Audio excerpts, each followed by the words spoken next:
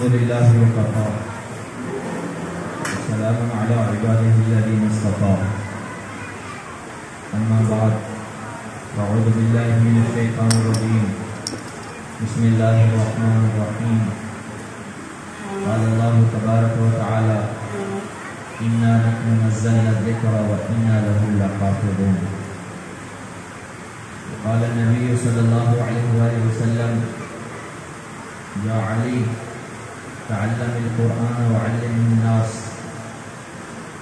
فإن لك بكل حرف 10 حسنات فإن مت مت شهيدا فإن مت حجت الملائكة إلى قبرك كما تحج الناس إلى بيت الله العتيق أو كما قال عليه الصلاة والسلام. محترم بھائیوں اور بہنوں، یہ بہت اہم اور بڑا عظیم موقع ہے تکمیل قرآن کا کہ اللہ تعالیٰ نے اپنے نبی کی امت کی ایک بچی کو اپنے کلام کو اپنے سینے میں محفوظ کرنے کے لیے منتخب فرمایا، اور قیامت کی صبح تک یہ سلسلہ چلے گا. پہلے جتنی کتابیں آئی ہیں 4 بڑی کتابیں ہیں. قرآن سے پہلے 3 بڑی کتابیں توریت، انجیل، زبور، اور صحف ابراہیم، صحف موسیٰ. 110 یا 103 تقریباً اللہ تعالیٰ نے صحف نازل فرمائے. جتنی بھی کتابیں اس زمین پر نازل ہوئی ہیں، کوئی کتاب ایسی نہیں آئی کہ جس کو یاد کرنا اور جس کو حفظ کرنا امت کے لیے آسان ہو سوائے اس کتاب کے. اس وجہ سے میرے نبی نے فرمایا اللہ تعالیٰ نے مجھے 1000 معجزات عطا فرمائے ہیں، اور ان سارے معجزات میں سے سب سے بڑا میرا معجزہ قرآن ہے،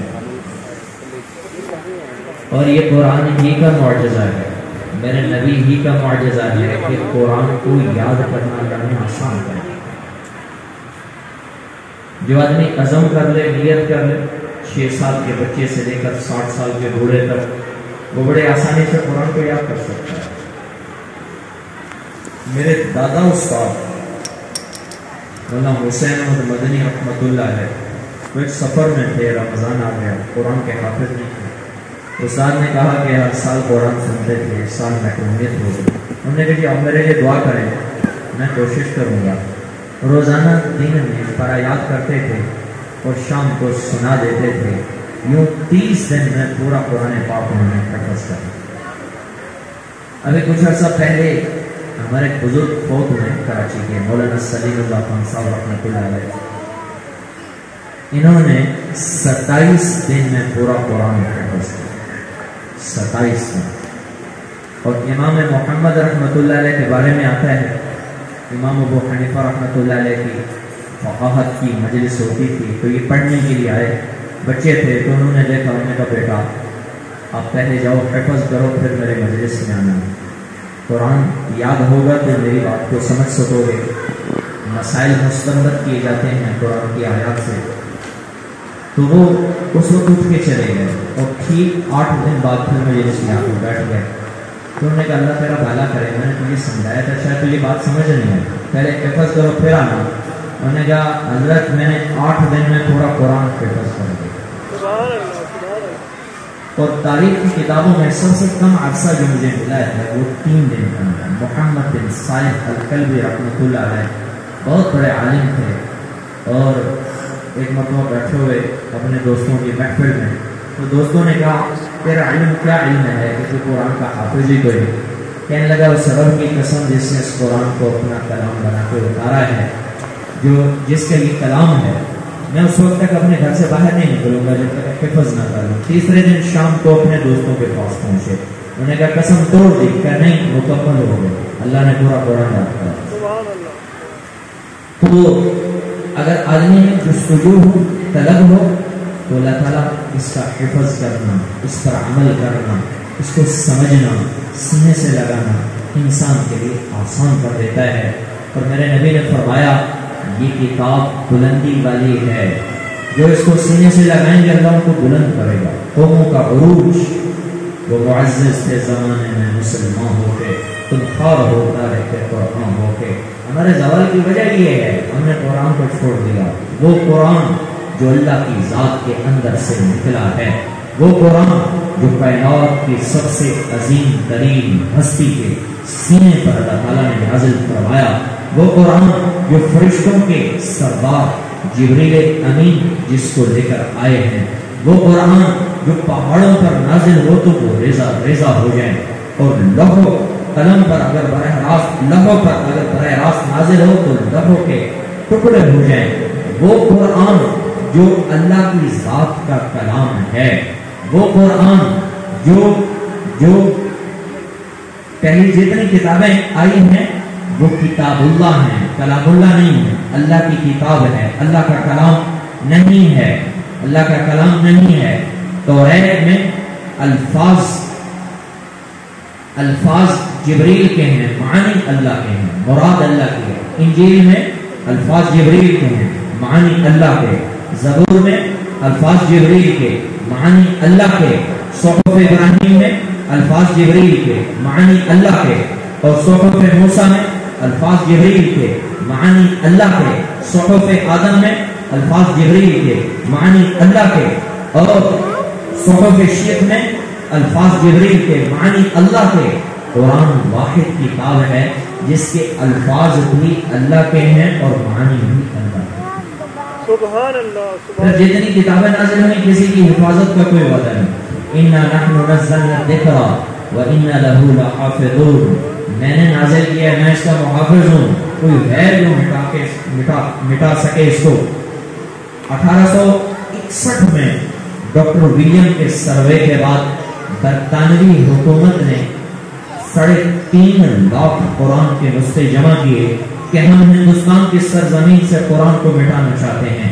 برے صغیر میں کوئی قرآن پڑھنے والا نہ ہو اور کوئی اللہ کے کلام کو سینے سے لگانے والا نہ ہو۔ ایک چوک کے اندر 3.5 لاکھ قرآن کے نسخوں کو نظر آتش کیا گیا۔ 14,000 قرآن پڑھنے والے علماء ان کو سولیوں پر لٹکایا گیا، اور انگریز نے اعلان کیا اب کوئی ہے جو اس قرآن کے نقوش کو باقی رکھ سکے۔ پھر زمین و آسمان نے وہ منظر دیکھا، جو مٹانے کے لیے آیا تھا اللہ نے اس کو مٹا دیا، جو ختم کرنے کے لیے آیا تھا اللہ نے اس کو ختم کیا۔ قرآن آج بھی محفوظ ہے اور اس کی تحریفات کے لیے بڑی قدر کی گئی، بڑی سعی کی گئی۔ 1450 سال کے بعد بھی میرے اللہ کا چیلنج ہے، فَأْتُوا بِسُورَةٍ مِّن مِّثْلِهِ، اس کی ایک سورت اِنَّا أَعْطَيْنَاكَ الْكَوْثَرَ فَصَلِّ لِرَبِّكَ وَانْحَرْ إِنَّ شَانِئَكَ هُوَ الْأَبْتَرُ، یہ ایک لائن کی ایک سورت ہے۔ اس جیسی ایک لائن بھی ساری دنیا کے لوگ جمع ہو کے تیار نہیں کر سکتے۔ یہ اس قرآن کا معجزہ ہے، اور جب تک قرآن پڑھنے والے ہیں، جب تک قرآن پڑھنے والے ہیں، اس وقت تک زمین بھی ہے، اس وقت تک آسمان بھی ہے۔ سورج چمکے گا، مشرق سے طلوع ہوگا، مغرب کے افق میں غروب ہوگا، اور چاند کی چاندنی ساری دنیا میں اپنا نور بکھیرے گی۔ ستاروں کی جھل ملاحٹ سے کائنات روشن ہوگی۔ یہ رات اور دن کا، بہار اور خزاں کا، صبح اور شام کا، سردی گرمی کا نظام یوں ہی چلتا رہے گا، اور یوں اللہ تعالیٰ انسانیت کو رزق عطا فرماتا رہے گا، اور اللہ کی نعمتوں سے یہ بہرمند ہوتے رہیں گے۔ لیکن جس دن یہ قرآن مٹا، کوئی لوگ مٹائیں گے؟ نہیں، قرآن کا محافظ بھی اللہ ہے، اور قرآن کو اللہ ہی مٹائے گا۔ اللہ کب مٹائے گا؟ میرے نبی نے فرمایا اذا شربت الخمور، جب لوگ شرابیں پیئیں گے، جب بے حیائی ہوگی اور اسلام کی بیٹی اسٹیج پر ناچنا شروع ہو جائے گی اور بدکاری عام ہو جائے گی، اور لوگ احکامات خداوندی کو پس پشت ڈال دیں گے، اور سود پر تجارت ہوگی، اور ایک دوسرے پر ظلم کریں گے، بہنوں کے حقوق دفن کیے جائیں گے، مسجد میں کوئی ایک بھی اللہ کو خشوع کے ساتھ سجدہ کرنے والا نہ ہوگا، دنیا کی بدعتوں پر فخر ہوگا، قرآن و حدیث پر کوئی فخر نہیں ہوگا، اور غیروں کے طریقوں کو سینے سے لگایا جائے گا، نبی کے طریقوں کو پس پشت پھینکا جائے گا۔ میرے نبی نے فرمایا جب یہ سب کچھ ہو جائے گا پھر کیا ہوگا؟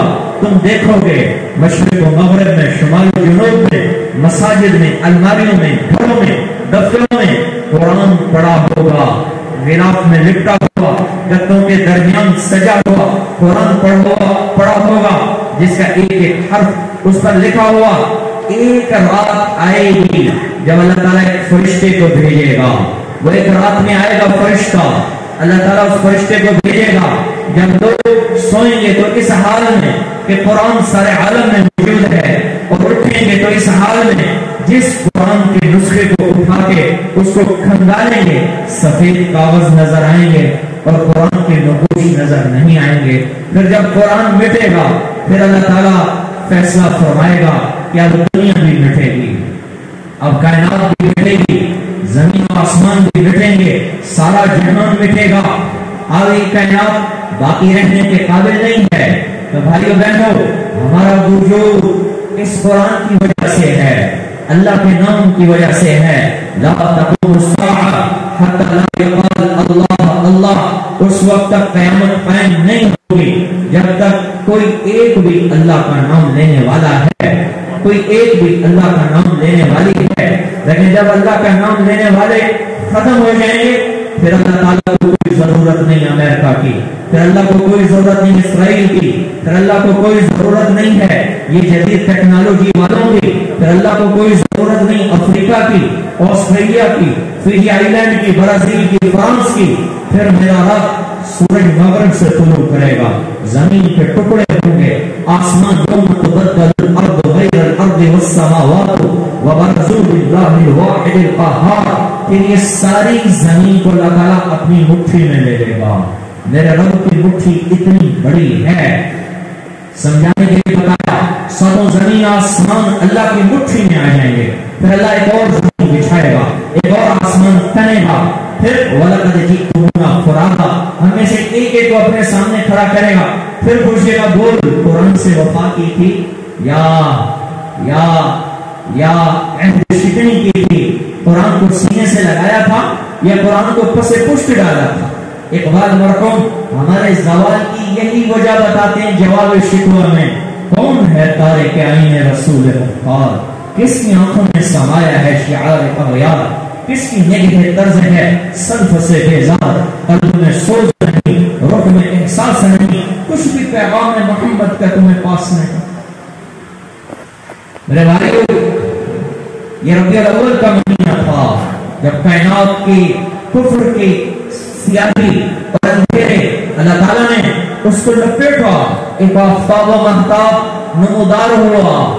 ایک قرآن وہ ہے جو آسمانوں سے آیا، ایک قرآن آمنہ کے پیٹ سے آیا، وہ قرآن بھی اعلیٰ، یہ قرآن بھی اعلیٰ، وہ قرآن بھی شان والا، یہ قرآن بھی مرتبے اور مقام والا، وہ قرآن علم، یہ قرآن عمل، وہ قرآن متن، یہ قرآن تفصیل، وہ قرآن اجمال، یہ قرآن تفصیل، وہ قرآن رحل کی گود میں، یہ قرآن ابو بکر کی گود میں۔ ہاں، ربیع الاول 571 عیسوی پیر کا دن تھا، اور ربیع الاول کا مہینہ تہجد کا ٹائم تھا، تہجد کا 4:45 اندازے کے طور پر کہا جاتا ہے، اس کے قریب کا ٹائم تھا جب عثمان فرماتی ہیں کہ اللہ کے نبی جب دنیا میں تشریف لائے تو آسمان کے ستارے اتنے نیچے آ گئے تھے، ہمیں یوں محسوس ہوتا تھا کہ مکہ کی گلیوں میں گر پڑیں گے، پورا مکہ روشن ہو گیا۔ اور حضرت عامنہ فرماتی ہیں جب محمد مصطفیٰ صلی اللہ علیہ وسلم پیدا ہوئے تو ایک ملک اٹھا جس نے یمن کو، عراق کو، شام کو اور روم کے محلات کو اور قیصر کے محلات کو میرے سامنے روشن کر دیا، اور جتنے بت تھے اس وقت منہ کے بل گرے، بتوں سے آواز آئی ہمارا زمانہ ختم، مصطفیٰ کا زمانہ شروع ہو چکا ہے۔ اور ایران کے ایوان کے اندر زلزلہ آیا، کسرا کے ایوان میں جو سپر پاور تھا، سپر طاقت، اس کے ایوان میں زلزلہ آیا، 14 کنگرے گرے، آتش کدا 1000 سال سے روشن تھا، وہ اسی وقت بجھ گیا، اس کی ایک نہر تھی ساوا، وہ اسی وقت خشک ہو گئی، اور اس وقت جتنے بادشاہ اپنی محفل سجا کے بیٹھے ہوئے تھے ان کے سروں سے تاج اچھلے گر گئے اور تخت الٹ گئے، اور پوری کائنات میں شور مچ چکا ہے کہ رحمت للعالمین دنیا میں تشریف لا چکے ہیں، ولی کائنات دنیا میں تشریف لا چکے ہیں۔ نوشیروان کا زمانہ تھا جب آپ پیدا ہوئے، تو نوشیروان نے جب یہ خلاف عقل سارے معاملات دیکھے تو اس نے اپنے لاٹ پادری کو بلایا کہ بھائی معلوم کرو یہ چکر کیا ہے کہ میرے محل کے کنگرے ٹوٹے، آتش کدا بجھ گیا، اور بت منہ کے بل گر رہے ہیں، اور تاج اچھل رہے ہیں، تخت گر رہے ہیں، یہ چکر کیا ہے؟ اس نے کہا یہ ہمارا ایک بہت بڑا پادری ہے، ایران میں رہتا ہے، اگر آپ کی اجازت ہو میں اس کے پاس جاتا ہوں، وہ قرآن کتابوں کا عالم ہے، تو وہ ہمیں اس بارے میں رہبری اور رہنمائی کر سکتا ہے۔ تو اس نے کہا ہاں فوراً جاؤ اور اس کو بلا کے لاؤ، تو یہ یہاں سے چلے ہیرا، اور اس پادری کو بلایا، اس پادری کا نام تھا عبد المسیح، اس پادری کو بلایا، لے کر آیا۔ نوشیروان نے کہا یہ کیا قصہ ہے، یہ سب کچھ جو ہو رہا ہے اس کے پیچھے کیا معاملہ ہے؟ اس نے کہا کہ میں بھی اتنا بڑا علم میں ماہر نہیں ہوں، میرے ماموں رہتے ہیں ملک شام میں، ستیخ اس کا نام ہے، اگر آپ کی اجازت ہو تو میں ستیخ سے پوچھ کے آتا ہوں، وہ ہماری رہنمائی کرے گا۔ تو اس نے کہا فوراً جاؤ اس سے پوچھ کے آؤ۔ تو یہ یہاں سے چلا ملک شام سے دمشق پہنچا۔ جب ستیخ کے دروازے پر پہنچے تو ستیخ زندگی موت کی کشمکش میں تھے، اور اس وقت وہ مرض الوفات میں تھے۔ تو انہوں نے جا کر اپنے ماموں کو ہلایا، کہا ماموں میں ہوں عبد المسیح۔ تو ایک دم انہوں نے کروٹ بدلی اور آنکھیں کھولی، اور عبد المسیح کو دیکھتے ہی بغیر کچھ پوچھے ہوئے ستیخ کہنے لگا بعثک ملک بنی ساسان لخروج النیران وارتجاف الایوان، تجھے بنو ساسان کے بادشاہ نے نوشیروان نے بھیجا ہے کہ اس کا آتش کدا بجھ گیا اور اس کے محل کے کنگرے گر گئے، کہ جا اس کو جا کر پیغام دے دے اذا ظہر صاحب الہراوہ وکثرت التلاوہ وفاضت وادی السماوہ، اسے جا کر پیغام دے دے کہ قرآن والا نبی دنیا میں آ چکا ہے، قرآن والا نبی دنیا میں آ چکا ہے، اور سن جب وہ قرآن لے کر کھڑا ہوگا پھر یہ ایران بھی اس کے قدموں میں گرے گا، روم بھی اس کے قدموں میں گرے گا، فلیس الشام للستیخ شاما ولیس الفارس لعبد المسیح مقاما، کہ اس کو جا کر بتا دے پھر شام میرا شام نہ ہوگا، فارس ایران تیرا ایران نہ ہوگا، بلکہ زمین و آسمان میں اسی کا کلمہ گونجے گا، زمین و آسمان میں اسی کا نام گونجے گا، اسی کا نام گونجے گا، اسی کی شریعت چلے گی، اس کا دین چلے گا۔ تو یہ آئے اور نوشیروان کو خبر دی۔ نوشیروان نے کہا کہ 14 کنگرے کا مطلب کیا بتایا؟ کہ انہوں نے کہا ہے کہ تیرے بعد 14 بادشاہ، اس کے بعد بادشاہ دفن، پھر محمد مصطفیٰ صلی اللہ علیہ وسلم کا سکہ اس ملک میں بھی چلے گا، اور شام کے اندر بھی چلے گا، مشرق و مغرب ساری کائنات میں چلے گا۔ وہ کہنے لگا یہ تو بہت بڑا زمانہ ہے، 14 بادشاہوں کا فتح ہونا اور اس کے بعد اس نبی کا آنا۔ تو ٹھیک نوشیروان کے بعد 50 سال کے بعد مسلمانوں کے گھوڑے دریائے فرات کی لہروں پر ٹاپ مارتے ہوئے اور دوڑتے ہوئے ایوان کسرا کے دیواروں پر محمد عربی کا جھنڈا گاڑ رہے تھے۔ اور حضرت علی جب حضور کو ملنے کے لیے آئے تو علی کو آپ نے فرمایا علی ایک وقت آئے گا کہ کسرا فتح ہوگا، لَتُفْتَحُنَّ قُنُوزُ کسرا تُبْنَ قُنُوزُ، اس نے کہا یہ کسرا ایران والا یہ کیسے فتح ہوگا؟ آپ نے فرمایا علی اگلی بات سن، جب ہوگا اور جھنڈا گاڑا جا رہا ہوگا اس کے سفید محل پر، تو اس جھنڈا گاڑنے والوں میں ایک تو بھی ہوگا، ایک تو بھی ہوگا۔ عدی بن حاتم طائی مسلمان ہوئے، اور جب سعد بن ابی وقاص رضی اللہ عنہ کا لشکر دریائے فرات کی لہروں سے اٹکیلیاں کرتے ہوئے دوسری سمت پر پہنچا، صحابہ فرماتے ہیں ہم میں سے کسی کے گھوڑے کا سم تک بھی گیلا نہیں ہوا تھا. پانی کی لہروں پر یہ دوڑتا ہوا لشکر 30,000 کا کہ زمین و آسمان پر بھی سکتہ طاری ہو گیا. کائنات نے پہلی مرتبہ یہ منظر دیکھا.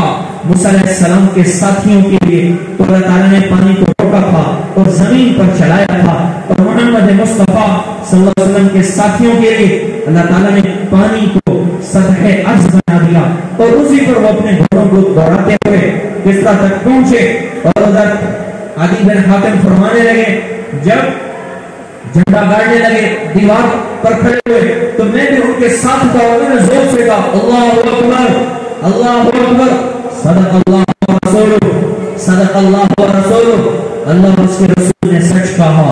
لوگ ایک دم متوجہ کہ کیا ہوا, کہ میں نے اپنے محبوب محمد صلی اللہ علیہ وآلہ وسلم سے سنا تھا, جب تم میری شریعت کو سینے سے لگاؤ گے, قرآن کی تعلیمات کے مطابق عمل کرو گے اور دین کو سامنے رکھ کر زندگی گزارو گے, اللہ کے احکامات کی پاسداری کرو گے, پھر کیا ہوگا, زمین پر بھی تمہارا آرڈر چلے گا, پانی پر بھی تمہارا آرڈر چلے گا, ہواؤں پر بھی تمہارا آرڈر چلے گا, دریاؤں پر بھی تمہارا آرڈر چلے گا, یہاں تک کہ کائنات کو اللہ تعالیٰ مسلمانوں کے لیے مسخر فرما دے.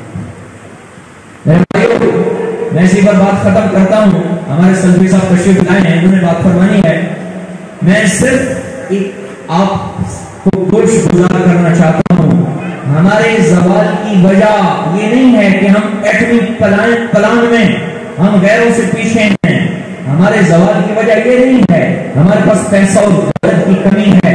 ہمارے زوال کی وجہ یہ نہیں ہے کہ جدید ٹیکنالوجی میں ہم پیچھے ہیں. سنو, ہمارے زوال کی وجہ